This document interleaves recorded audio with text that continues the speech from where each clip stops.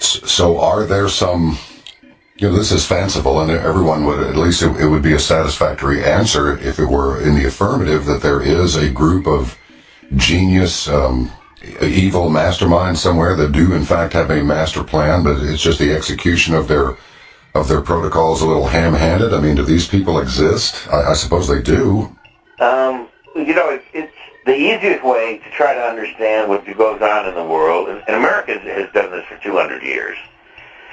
The easiest way to understand something that you don't understand is to believe that someone's doing it in secret, and that if only it were revealed to you and others, then they, A, couldn't do it, and B, it couldn't harm us. But that just has never been the way the world works. Government operates in secret. Our founding fathers warned us that those are the things you concern yourself with under the name of being vigilant.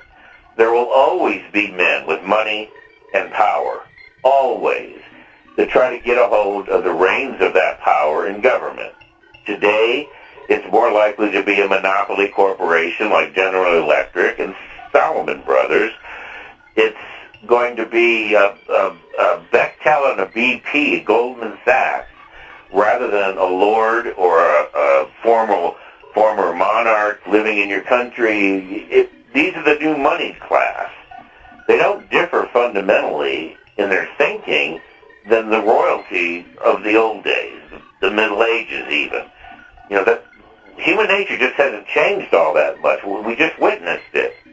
We just had a president of the United States, the freest free republic ever founded since Greece, and here we are sending off the Spartans to assassinate a leader of an organization who, in general, has no relationship with any other nation state, not with Afghanistan or Iraq. Bin Laden and his group had no relationship with any nation state. So to declare war on an individual, it looks a lot like what George Bush Jr. said on the 22nd of September, 2001, in his first terrorism speech.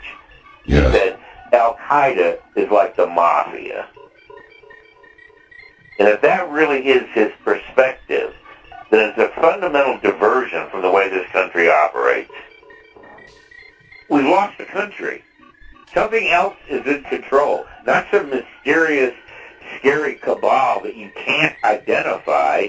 They are clearly identifiable, but they cross the lines of Democrat and Republican, liberal and conservative, because these men, Samuel P. Huntington says, they're gold-collar workers, and they have no interest in what goes on here in America any longer.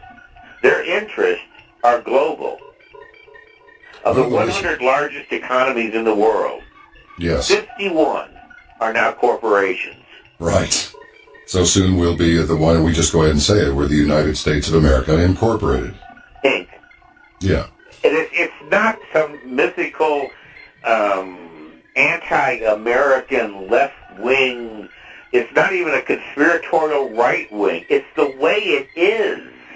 If you can't see it as clearly as I do, then don't accuse me or the host of the show, allowing me on the show, of trying to subvert your view of the world.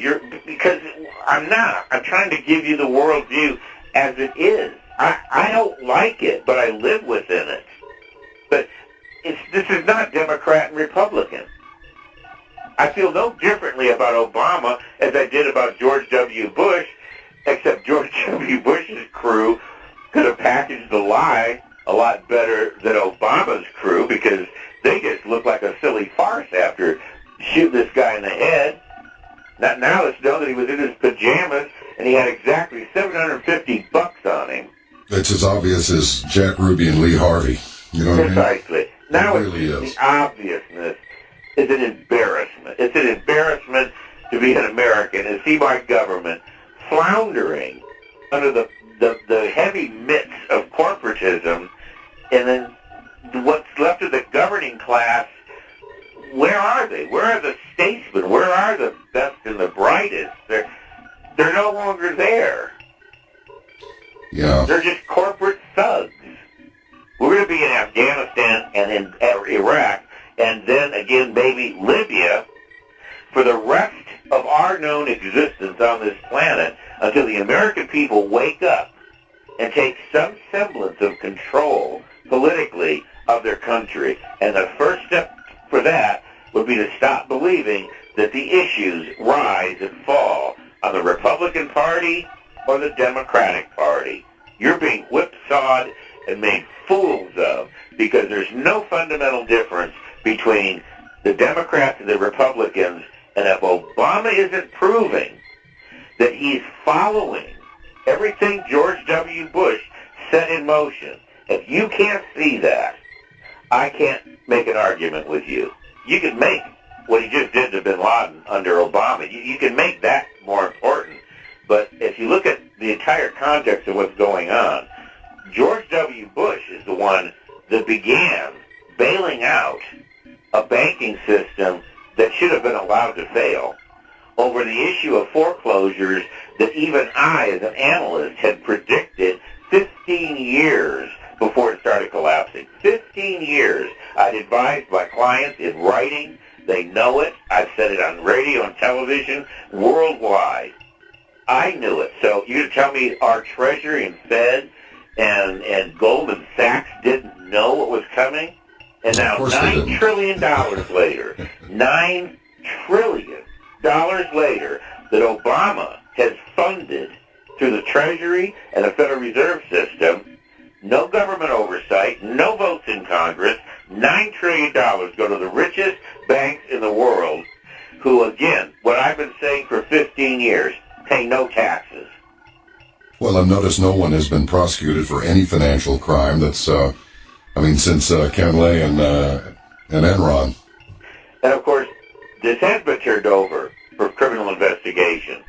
The Senate subcommittee has investigated Goldman Sachs' behavior, and they've turned it over for criminal investigation. But it's never going to happen. Nobody's going to get tried and convicted like George W. Bush or Rumsfeld or Cheney over torture, because I'm telling you, nobody's going to waste their time, because Obama will pardon them before the indictments dry of ink.